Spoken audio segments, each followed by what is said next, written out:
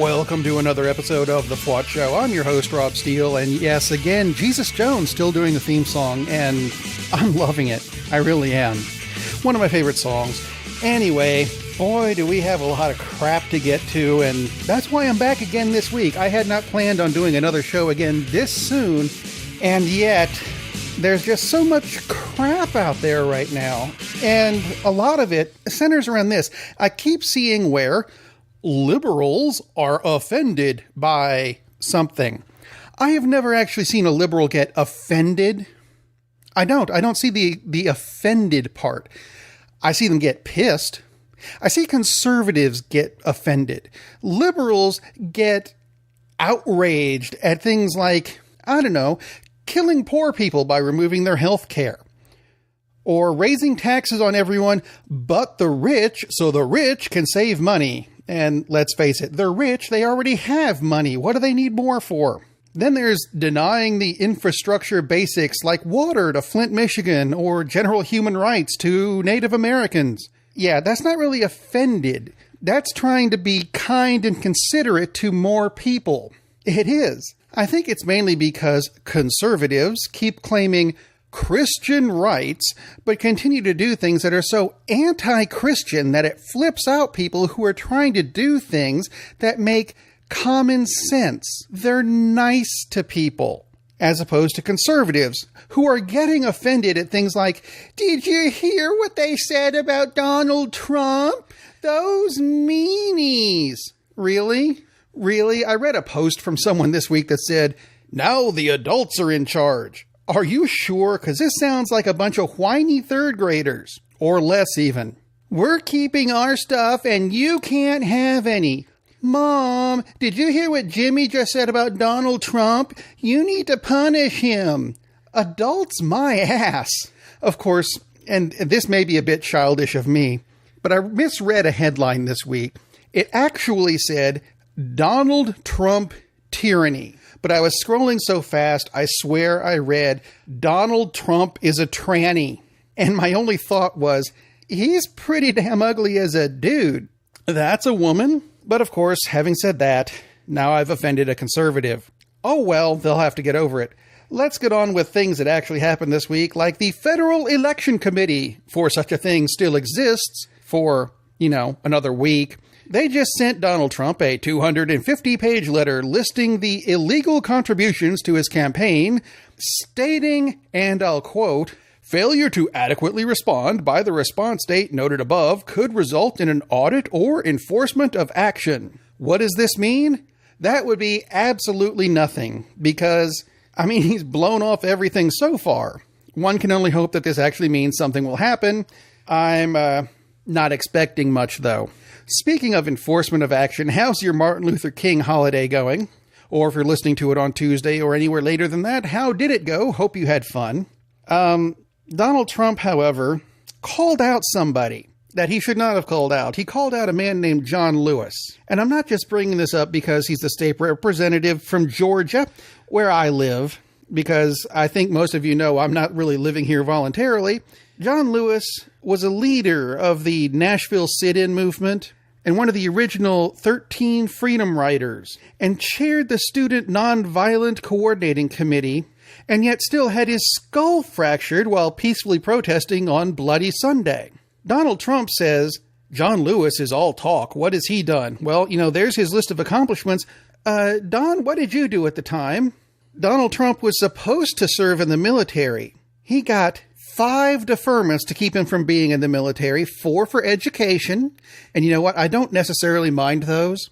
It's that 5th one that says he can't go into the army because he has bone spurs in his heel.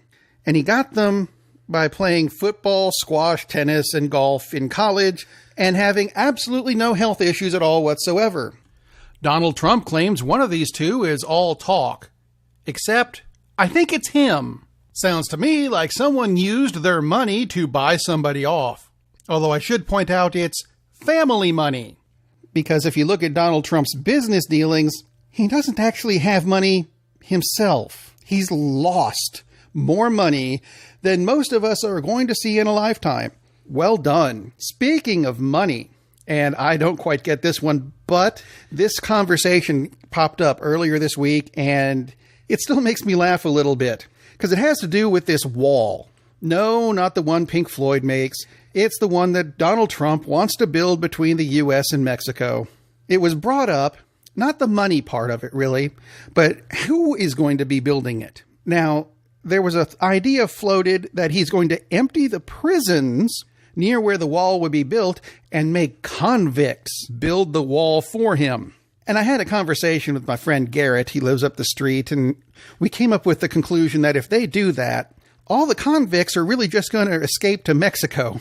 Or they'll build the wall and then flee to Mexico, but they will have built in secret passages. And bear with me, I'm going to go Lord of the Rings on you for just a minute. All of these secret doors are going to have these large glowing arches. And in funny letters across the top, it's going to say, Habla amiga y entra, which is speak friend and enter. So you're going to have a lot of people coming up from Mexico to these secret doors and going, amigo! And the big doors will open and an octopus will attack them. Yeah, right. That's going to happen. Meanwhile, in actual news, Donald Trump, for some reason, revoked the Washington Post's press credentials for the White House. Now, the Washington Post is one of the few big newspapers that doesn't have a whole lot of opinion going on. They just do facts, which of course is liberal, and we can't have that. They said mean things to me. So, he kicked him out because he thinks he can. And, I'm just thinking, Don, if you don't do the things in the first place, they won't report on them. Speaking of people who don't want things reported on them, Ben Carson, back in the news. They're trying to put him in charge of housing development. And when asked, will he play favorites to any of Donald Trump's construction companies? He said, and I quote, I will not do anything helpful for any American. Wow. I know what he meant to say, but if you're going to f it up, I guess that's the way to do it. Just go all the way out there. And it was also announced that he's going to have a partner in this. His partner? Steve Family Feud Harvey. Or, as some people like to know him, Steve, sorry, you're really the runner-up, Harvey. Yeah. Of course, that kind of makes sense if you think about it, because Donald Trump was the runner-up and yet won anyway. But that's not the worst part of the cabinet appointees. Senator John Hoeven, one of the big Dakota Pipeline supporters, has been named chair of the Senate Indian Affairs Committee. Can you think of anyone less appropriate for that? And we're going to put David Duke in charge of the NAACP, because that makes sense to Trump. But of course, nothing says democracy like secretly meeting in the middle of the night to take away health care from retirees, children, veterans. Oh, by the way, they did that last week. Secret meeting, middle of the night. Might not have heard about it. I think it was phrased best as, the Republicans are about to take health care away from 8 million children, and if that doesn't enrage you, imagine them taking away their guns. See, that should cover the conservatives as well. Maybe they'll get it now. But speaking of guns, and this is staggering to me, South Carolina and Texas representatives have started the Hearing Protection Act. Yeah, that sounds like it's a good thing. Something to help cure deafness. All right. How are they going to do this? Well, they're doing it by making gun silencers legal, which will cut down on people shooting guns and getting ear injuries from the loud gun. The gun will be quiet, and that's like healthcare, isn't it? And the answer is no. But it seems like they don't know a whole lot about healthcare. For example, Paul Ryan had 3 big quotes when he was on CNN last week. One of them was, Medicare goes bankrupt in the next decade. What he really meant was, the Medicare Part A trust fund will become depleted in 2028, but payroll contributions will still cover 87% of Medicare's costs. That's really what he meant. He also said, more than half of the money going to Medicare right now is money we borrow. What he really meant was, the truth part, Medicare is not borrowing money. It redeems U.S. Treasury notes funded by payroll contributions from future beneficiaries. It funds itself. That's the way it works. His other big quote was, if you like the traditional Medicare plan, you can keep that, referring to after they repeal the Affordable Health Care Act. What he really meant was, If they succeed in privatizing Medicare, traditional Medicare will collapse, leaving senior citizens to fend for themselves with vouchers. And how well do vouchers work? Yeah, we know how well vouchers work. Although, to be fair, I did actually hear one fairly decent thing come out of this administration. One, singular. It came from General Mad Dog Mattis, who was asked about the LGBT community. I'm not sure why he was asked about that. I don't know why the person who would be in charge of the military would be asked about that, but hey, he was. And he said, quote, "Frankly, Senator, I've never cared much about two consenting adults and who they go to bed with." You know what? That's a good attitude to take.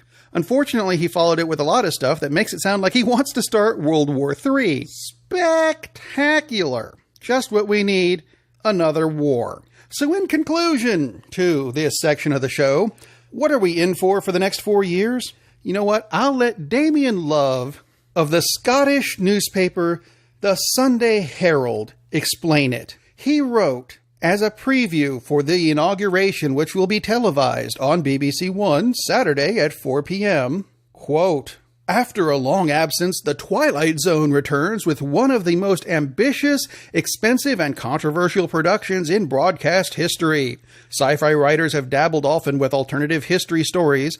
Among the most common is, what if the Nazis won the Second World War setting? But in this huge, interactive virtual reality project, which will unfold on TV, in the press, and on Twitter over the next 4 years, sets out to build an ongoing alternative present." Picture, if you will, a Greenwich, Connecticut Republican town representative named Christopher von Kaeserling becomes completely enamored with a president-elect to the point that he agrees with the concept of just walk up and grab him by the that he actually does. The result is he's charged with fourth-degree sexual assault and released on $2,500 bond, and he's due to appear in court on January 25th for the sexual assault charges. Maybe you shouldn't grab him by the there, Chris. Last week, a new $100 gold coin was issued, and on the back of it, Lady Liberty. Although this time, oh my God, Lady Liberty's black! How can we live? Oh my God. You know what? Shut up. Lady Liberty is fictional anyway, and she can be whatever color she damn well pleases. Incidentally, speaking of gold, and this has nothing to do with Trump, oddly enough, Fort Knox will no longer be accepting Kentucky driver's license as identification on January 30th because Kentucky is one of a number of states who haven't started using the new system for driver's licenses that has all that anti-counterfeit stuff. You know, where you have to take in your birth certificate to get your driver's license renewed? Yeah. Might want to start doing that, guys. Medical news. There's a new drug on the market, and I've seen lots of commercials for it. This one's called Taltz. And one of the big warnings in the commercial is, do not take it if you're allergic to it. Well, no shit. Don't take anything if you're allergic to it. Why is that even part of the warning? Incidentally, Taltz is the name of the Klingon who was left on the bird of prey in Star Trek III, The Search for Spock. So, he's good for psoriasis and transporter systems. There you go. But there is good drug news this week, as CVS has started selling a generic alternative to the EpiPen at a sixth of the price. The EpiPen now costs around $600. A 2-pack of the EpiPen knockoff, which is made from the same stuff, will cost $110. Okay, fine. $109.99. You know what? Shut up. It's $110. Very brief, dominant sports news. The University of Connecticut's women's basketball team just set a record with their 91st consecutive victory, breaking the record by the University of Connecticut women's basketball team. Yeah, they won 90 victories, and then in 2013, which as near as I can tell is the last time they lost a game, then they started winning again. So over their last 182 games, they're 181-1. You know what? Well done, ladies. That's impressive. More weird gadgets coming out of the Consumer Electronics Show. Do you have a coworker who's on the phone constantly and their incessant babbling gets on your damn nerves? Well, now you can buy a product called Hush Me, which, if I'm honest, okay, have you seen The Dark Knight Returns and the way they did Bane with that big face mask thing? Yeah, you can buy one of those for your neighbor, and it doesn't shut them up, but it's kind of a muffler so they can keep talking, but the voice just goes straight into the phone. It looks kind of like this S&M cell phone. It's quite disturbing, actually, but it will go on sale soon. And, yeah, order now while supplies last. Of course, if you're into big health things, you can get the AirDog Fit Air, which looks like a surgical mask, but it's tied to an enormous tank and you'll be able to breathe clean air through it. I seem to recall seeing this in several sci-fi movies like Dune. Oh well, technology. What you gonna do? In unusual entertainment news, a bit sad about this one really, Ringling Brothers Barnum and Bailey Circus is closing down. Frankly, I don't know that I've been to a circus in, it might have been decades actually, because it's not really my thing, but knowing it exists is just a thing. It was supposed to be a constant in life, circuses. And this is the big one, and it's not going to exist anymore. So I'm a bit sad about that. Happy for the animals, because now they'll be treated nicely in a zoo somewhere, where they're not going to feel anywhere near as much love. But you know what? If it makes the animal rights people shut up for a little while, then I'm all for it. Other odd entertainment news. I'm slightly worried about this one, because pretty much my entire family has gotten into the Pokemon Go game. That's not the sad part, or the weird part. It's just something we do. It gets us out. It gets us walking. And that's a good thing. But whenever I look up when the new update is supposed to come out, the first thing that shows up are multiple daily articles from Forbes magazine. Forbes. You remember them? The magazine or newspaper that used to come out and be, here's everything that's happening on Wall Street. Here's all the political news. But they have multiple articles a day on Pokemon Go. Sounds like somebody's fishing for new customers. Or maybe they've been bought by Fox News and are just trying to distract us from the everyday life. You know what? If that's what they want to do, let them. If you have any comments about the show, contact me through the website, thefwotshow.com. It's got buttons for Facebook and Twitter, and you can find me online most of the time, really. I don't have a life. Go ahead, send me messages, send me questions. Hell, send me answers. I probably need more of those. I'd like to thank Jesus Jones for supplying the theme song. And I'd like you to tune in to 2 Pages of Mystery on Wednesday. Great show this week. An episode called Keystoned, where Lieutenant Cooper Wright investigates the murder of a contractor who has fleeced over 30 families out of not just their life savings, but their homes as well. Are we surprised he's dead? Frankly, no. But there's a lot of suspects in this one. Check it out, 2pagesofmystery.com. Number 2, Pages of Mystery uses letters. So I hope you've enjoyed the FWOT show. Until next time, be careful. It's really f***ed up out there. And I have a feeling it's only going to get worse.